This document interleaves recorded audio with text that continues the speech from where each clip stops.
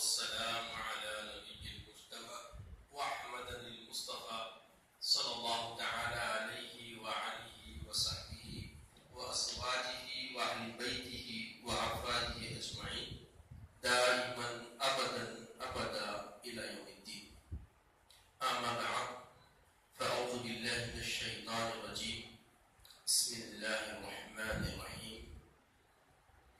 إن الله وملائكته يصلون على النبي يا أيها الذين آمنوا صلوا عليه وسلموا تسليما. اللهم صل وسلم بارك على سيدنا حبيبنا شفينا طبيبنا معنا ومولانا محمد وبارك وسلم.